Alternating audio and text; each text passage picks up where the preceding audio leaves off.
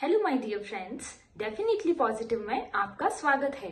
तो आज हम करेंगे डेली न्यूज एनालिसिस 15 मार्च का। जैसा कि आप जानते हैं कि डेली हम एक लेक्चर सीरीज हमने शुरू की है जिसमें हम आरएएस एग्जाम और आरपीएससी की जो एस्पिरेंट्स है उनको ये लेक्चर सीरीज पर्टिकुलरली काफी हेल्पफुल होगी। तो प्लीज चैनल को सब्सक्राइब करें और वीडियो को फॉलो करते रहें। तो आज की पहली न्यूज है, आप स्लाइड में देख सकते हैं, उसमें ये कहा गया है कि बोतल बंद पानी में बेईमानी। तो इस प्रकार की जो न्यूज आती है उसमें आपको क्या चीज पढ़नी होती है वो मैं आपको बताती हूँ। तो नॉर्मली जो पैक ड्रिंकिंग वाटर होता है यानी कि जो बॉटल्स होती है उस पे गवर्नमेंट की ऐसी रेगुलेशन होती है कि उस पे आईएसआई मार्क लगा होना चाहिए। अब आईएसआई मार्क क्या होता है? आईएसआई मार्क जो ब्यूरो ऑफ इंडियन स्टैंडर्ड है उसके द्वारा दिया जाता है और ये जो मार्क होता है ये लगा होना चाहिए कुछ पर्टिकुलर प्रोडक्ट्स पे, जैसे कि pack drinking water, infant foods. Infant food यानी जो छोटे बच्चे होते हैं उनके जो खाने पीने के प्रोडक्ट्स होते हैं, जैसे सेरेलेक हो गया या उनका जो भी खाने पीने के फूड्स होते हैं, इस तरीके की जो चीजें होती है उस पे आईएसआई मार्क लगा होना कंपलसरी होता है। तो अब प्रॉब्लम कहाँ आ रही है कि ये जो पैक ड्रिंकिंग वाटर है उनकी कुछ बॉटल्स पे FSSAI यानी food safety and standard authority of India के जो सर्टिफिकेशन उनके द्वारा जो दिया जाता है उनका इन बॉटल्स पे मार्क दिख रहा है कुछ बॉटल्स पे। तो ये देखें तो जो FSSAI है वो भी अपना जो सर्टिफिकेशन है वो भी जारी करता है सारे फूड प्रोडक्ट्स है उनके लिए, परंतु जो ड्रिंकिंग वाटर की बॉटल्स है उनपे तो आईएसआई मार्क होना ही जरूरी होता है। तो कुछ कंपनीज जो है जो ड्रिंकिंग वाटर को पैक करती है वो क्या कर रही है, आईएसआई मार्क लेने के बजाय FSSAI का मार्क ही अपनी बॉटल्स पे लगा रही है। इसका ऐसा क्यों कर रही है, इसका रीजन क्या है? इसके पीछे रीजन ये है, पहला कि जो आईएसआई मार्क है इसको, ये वाला जो सर्टिफिकेट है ये मिलना थोड़ा डिफिकल्ट होता है और इसका जो प्रोसेस है वो भी, उसमें जो औपचारिकता इन्वॉल्व होती है वो भी काफी ज्यादा होती है कंपैरेटिवली FSSAI मार्क। तो इसीलिए इसको एक तो कुछ कंपनीज अडॉप्ट कर रही है और इसके साथ में ये भी है कि जो उसकी कॉस्ट होती है, जो शुल्क लगता है वो लाइसेंस मिलने में, आईएसआई का लाइसेंस मिलने में जो शुल्क है वो ज्यादा लगता है, इसीलिए भी कुछ कंपनीज FSSAI के सर्टिफिकेशन को अडॉप्ट कर रही है। तो इस प्रकार की जो न्यूज है इसमें ये तो एक डिफरेंस आपको पता चल गया कि आईएसआई और FSSAI में क्या डिफरेंस होता है और ये किस किस वस्तुओं के लिए यूज होता है। अब इसके अलावा आपको क्या पढ़ना है, तो इसके अलावा आपको कुछ बैकग्राउंड इन्फॉर्मेशन पता होनी चाहिए, जैसे कि आज विश्व उपभोक्ता संरक्षण दिवस है जो कि 15 मार्च को मनाया जाता है। इसी से रिलेटेड अगर आप देखेंगे नेक्स्ट स्लाइड में कि फाइनेंशियल एक्सप्रेस में एक आर्टिकल आया था स्ट्रेंथनिंग कंज्यूमर राइट्स, तो इसके बारे में भी हमें कुछ बेसिक इंफॉर्मेशन पता होनी चाहिए। कंज्यूमर राइट्स यानी उपभोक्ताओं के अधिकार। तो कंज्यूमर राइट्स को प्रोटेक्ट करना क्यों जरूरी है, सबसे पहले हम ये समझते हैं। तो सबसे पहली चीज है कंज्यूमर को एम्पावर करने के लिए, क्योंकि जब उनको अपने अधिकारों के बारे में पता होगा तो वो अपने अधिकारों को सुनिश्चित करने के लिए लड़ सकते हैं।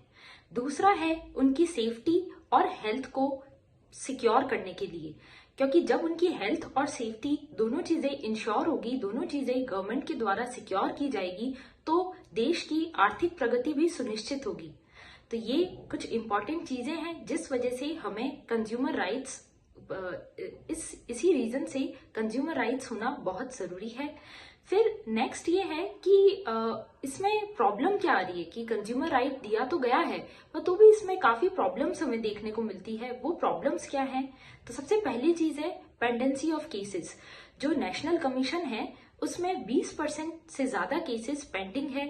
इसके साथ ही अगर हम स्टेट कमीशन की बात करें तो वहां 1 लाख से ज्यादा केसेस पेंडिंग है और डिस्ट्रिक्ट कमीशन में 4 लाख से ज्यादा केसेस पेंडिंग है। जो भी कंज्यूमर्स कंप्लेन करते हैं उनके केसेस की बात हो रही है। तो ये जो केसेस पेंडिंग है ये स्टेटस है दिसंबर 2022 का। तो उस समय इतने सारे केसेस पेंडिंग है, तो इससे क्या होता है कि जो कंज्यूमर है उनके मेंटल, इमोशनल, इन सारी फिजिकल, फाइनेंशियली सारी चीजों पे अफेक्ट पड़ता है अगर केसेस की सुनवाई टाइम से नहीं होती है तो। और जो एक ग्रीवियंस रिड्रेसल सिस्टम है वो भी काफी इनएफिशिएंट है और टाइम कंज्यूमिंग है।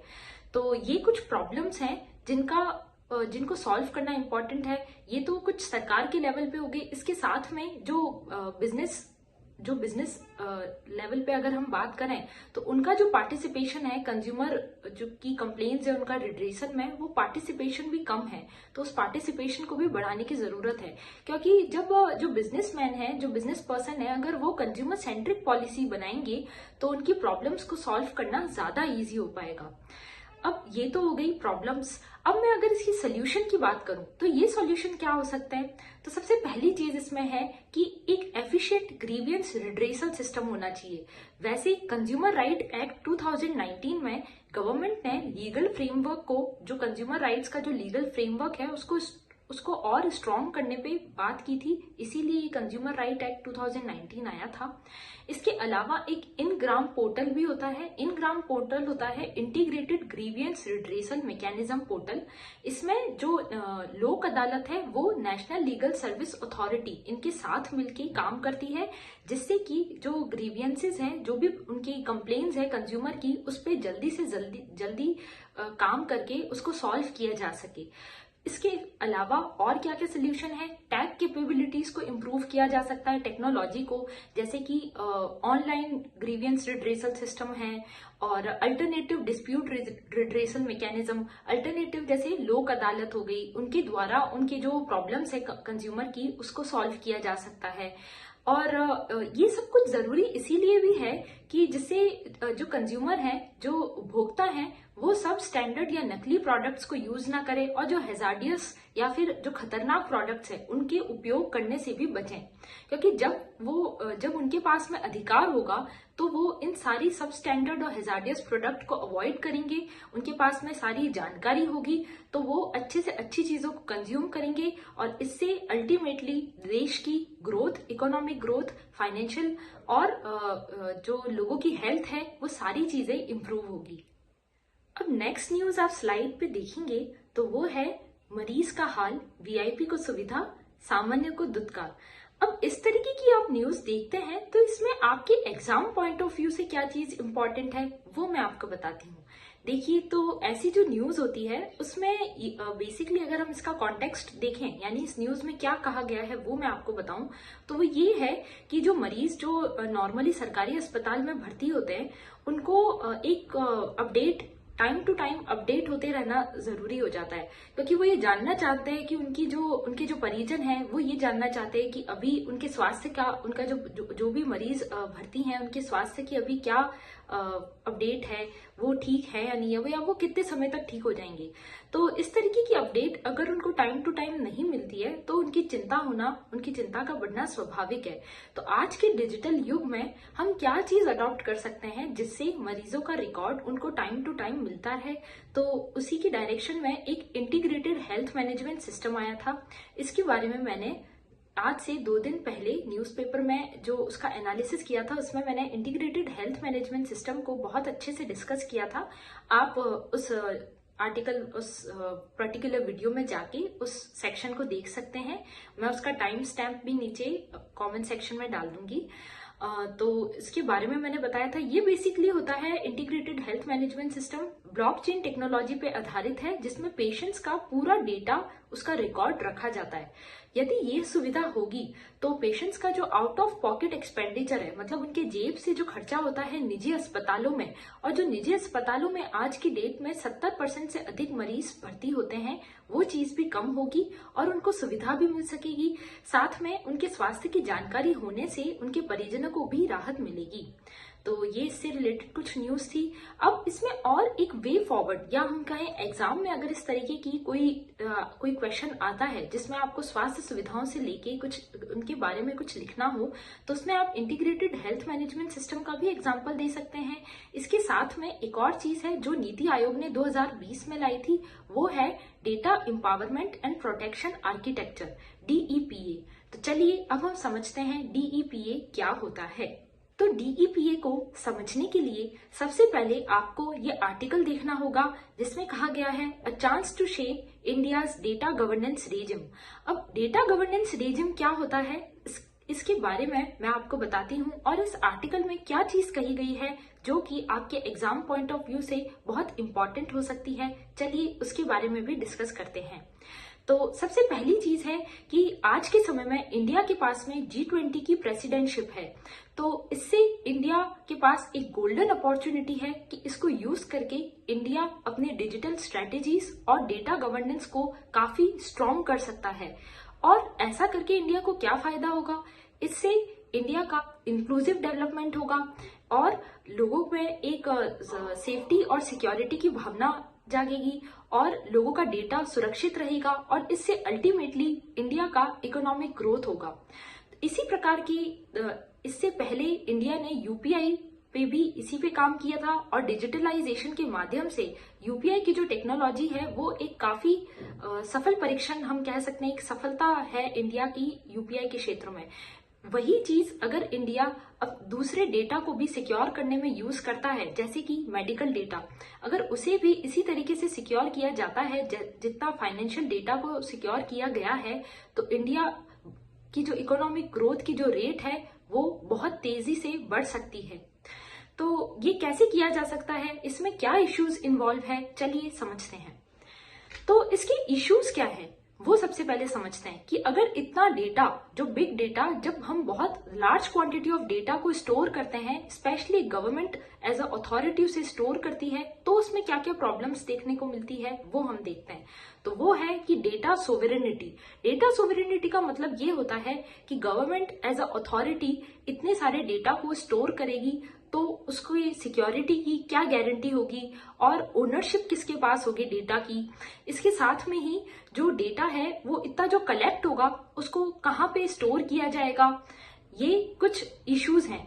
फिर ये भी है कि कहीं डेटा मिसयूज तो नहीं होगा और जो एक सेंसिटिव और पर्सनल डेटा होता है, जैसे कि मेडिकल रिकॉर्ड हो गए किसी पर्टिकुलर पेशेंट के, तो उस सेंसिटिव डेटा के एकदम सिक्योर होने की क्या गारंटी होगी। अब इसी डायरेक्शन में data empowerment and protection architecture आया है। ये नीति आयोग के द्वारा 2020 में लॉन्च किया गया था।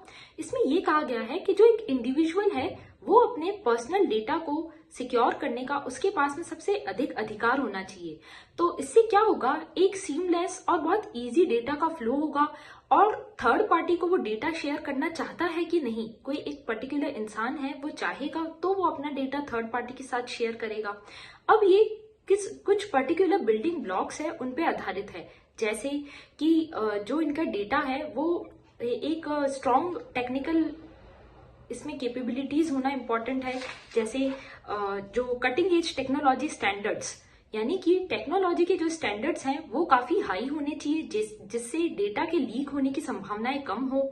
इसके साथ में एक जो ministry of information and electronics, ministry of electronics and information technology के द्वारा IDMO, Indian data management office का कॉन्सेप्ट भी लाया जाएगा, जिससे ये सुनिश्चित किया जाएगा कि जो डेटा है इंडिविजुअल्स का वो एकदम सेफ रहे और उसकी अकाउंटेबिलिटी भी इंश्योर होगी, जिससे कि वो डेटा लीक ना हो।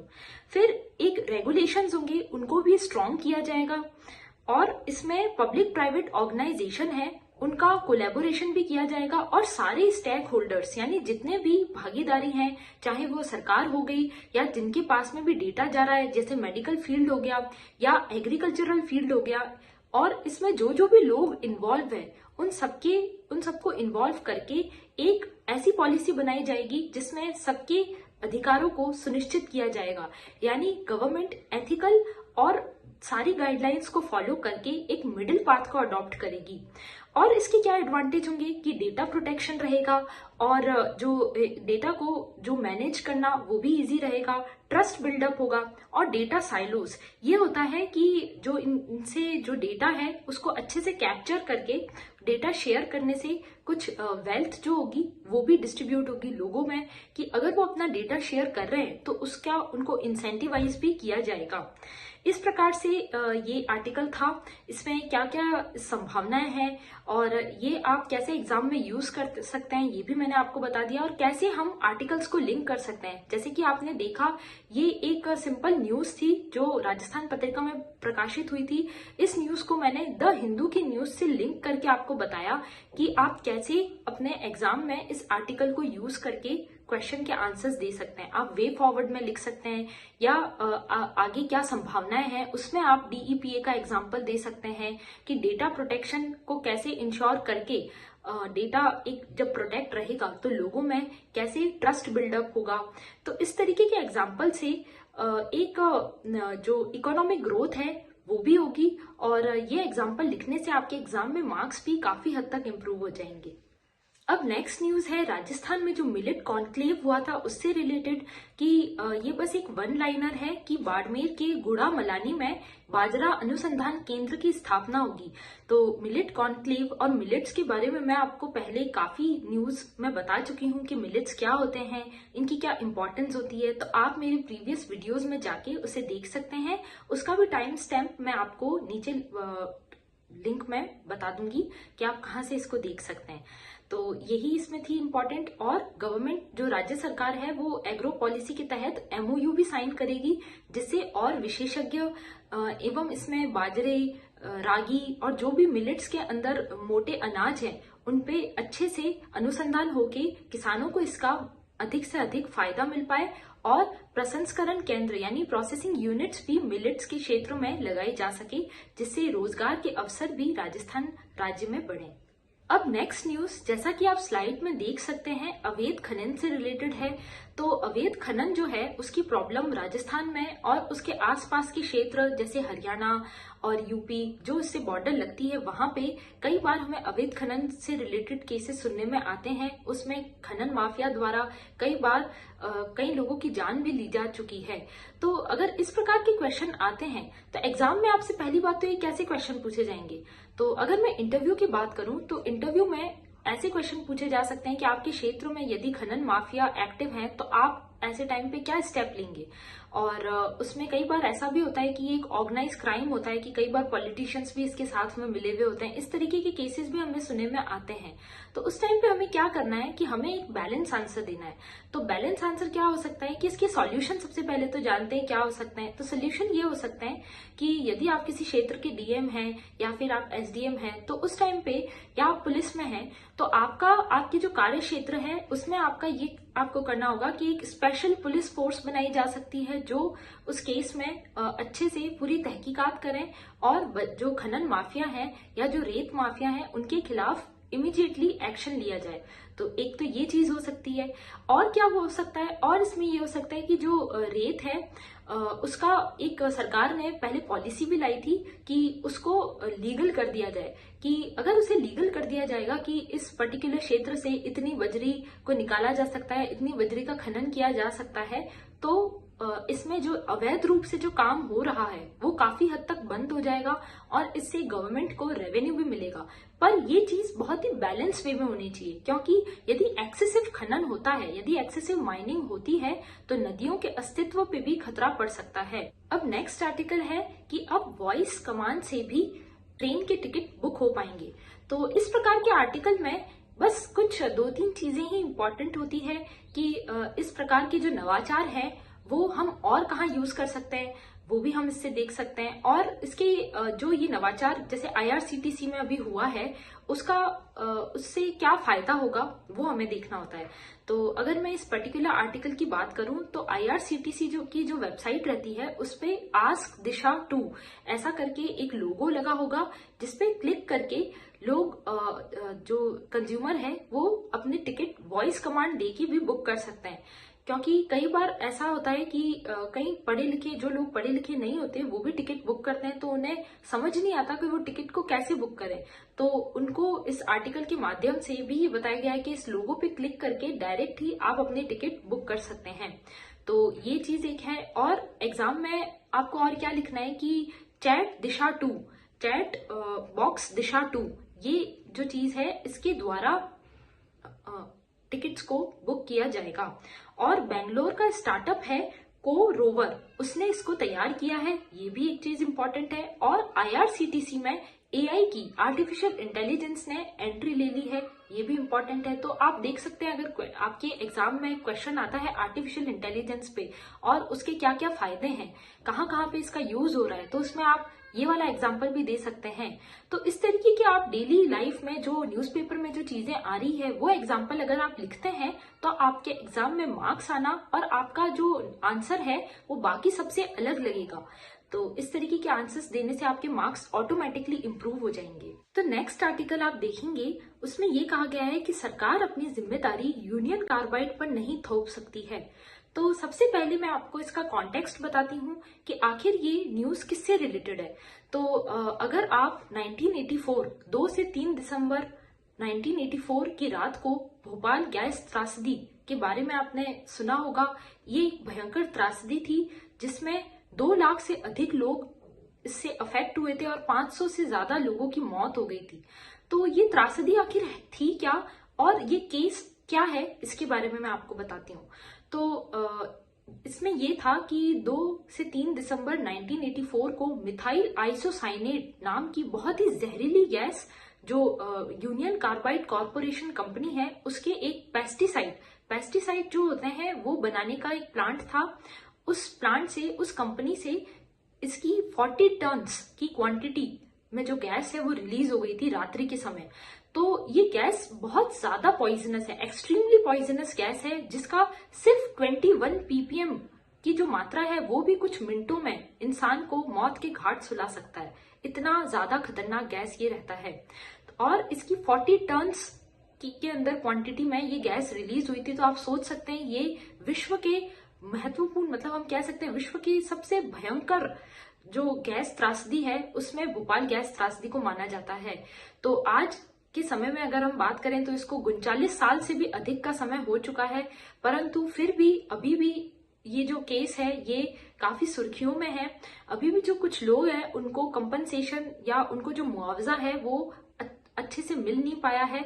इसी के रिगार्डिंग केंद्र सरकार ने 2010 में एक बार फिर से याचिका इसमें सुप्रीम कोर्ट में दायर की थी कि इस पे फिर से संशोधन होना चाहिए। और अभी केंद्र सरकार ने 675 करोड़ रुपए और डिमांड किए थे यूनियन कार्बाइड कंपनी से। वैसे 1989 में सुप्रीम कोर्ट ने यूनियन कार्बाइड कॉरपोरेशन जो था यूसीसी उसको आदेश दे दिया था कि वो लोगों को मुआवजा दे और उस समय के हिसाब से मुआवजे की राशि थी $47 करोड़। तो वो हर्जाना तो उसने भर दिया था, परंतु अब सरकार और डिमांड कर रही है कि 675 करोड़ रुपए और दिए जाए। पर आज के समय में ये यूसीसी जो कंपनी है वो जो डॉ केमिकल्स उसके अंतर्गत आ गई है, उसकी पेरेंट कंपनी डॉ केमिकल्स है और अब सरकार उससे डिमांड कर रही थी। परंतु केंद्र सरकार की इस डिमांड को सुप्रीम कोर्ट ने खारिज कर दिया है और कहा है कि सुप्रीम कोर्ट खुद इसका भुगतान करें क्योंकि उनके पास में ऑलरेडी एक्सेसिव मनी पड़ा है। 50 करोड़ के कुछ करीब ये पैसा आरबीआई के पास अभी सुरक्षित है।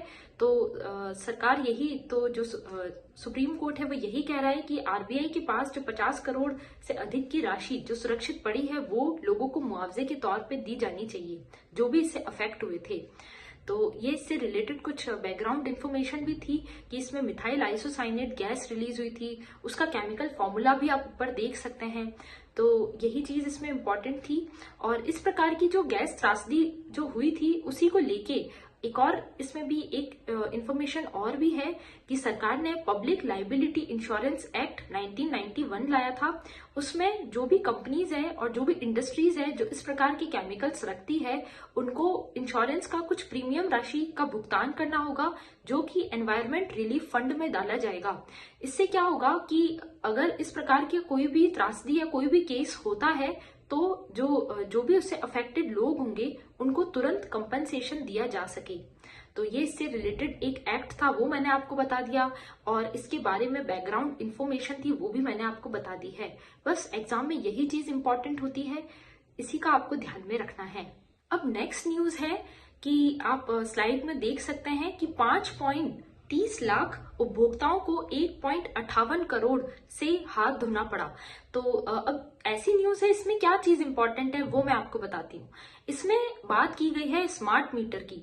तो पहले हम समझते हैं कि स्मार्ट मीटर क्या होता है। तो स्मार्ट मीटर एक एडवांस इलेक्ट्रिसिटी मीटर होता है जिसमें जो भी इंफॉर्मेशन होती है इलेक्ट्रिसिटी से रिलेटेड, जैसे वोल्टेज कितना है, करंट कितना है, उसमें इलेक्ट्रिक एनर्जी कितनी कंज्यूम हो रही है और कितना एक दिन में आपने कितना कंज्यूम किया, वो सारी इंफॉर्मेशन जो कंज्यूमर होता है, जिनके भी मीटर लगा होता है, उनके पास जाती रहती है और इसमें प्रीपेड की भी सुविधा होती है। तो आप पहले से इसमें कुछ पैसा जमा करके फिर इलेक्ट्रिसिटी को कंज्यूम कर सकते हैं।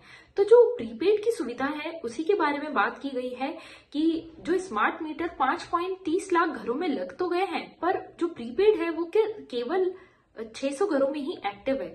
तो प्रीपेड है, उससे फायदा ये रहता है कि आपको 1 यूनिट पे 15 पैसे की बचत होती है। और क्योंकि ये 600 घरों में ही सिर्फ लगा है, मतलब प्रीपेड वैसे लग तो 5.30 लाख घरों में चुका है, पर सिर्फ 600 घरों में ही प्रीपेड एक्टिव हुआ है। तो इसीलिए लोगों को इसकी क्योंकि अवेयरनेस नहीं थी, इसके बारे में ये आर्टिकल है कि यदि इस प्रकार की सुविधा लोगों को दी जाती है तो उनमें इसकी जागरूकता और उनकी जानकारी होना भी जरूरी है। तो ये जानकारी कंपनी के द्वारा उनको प्रोवाइड करवानी चाहिए।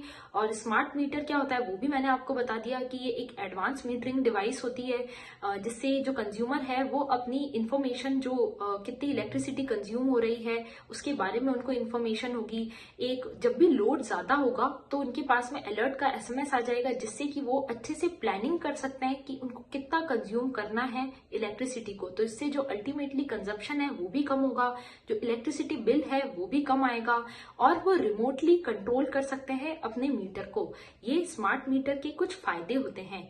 और जो कंपनीज होती है उनको भी फायदा होता है कि उनको मॉनिटरिंग करना इजी होता है, जो बिलिंग करना होता है उसको भी काफी वो सिस्टमैटिक हो जाता है। तो ये इसके कुछ फायदे हैं, इसी के बारे में इस आर्टिकल में बताया गया है। अब नेक्स्ट न्यूज है, प्रीमियम दिया 6,000 करोड़ और मुआवजा मिला 4,000 करोड़। अब इस तरीके की न्यूज होती है, उसमें इंपॉर्टेंट क्या है वो चीज आप समझिए। ये आपको न्यूज, ये एक पॉलिटिकल न्यूज है, ये आपके एग्जाम के लिए इंपॉर्टेंट नहीं होती। इंपॉर्टेंट होता है जो इसमें एक पर्टिकुलर जैसे दिया गया है फसल बीमा योजना।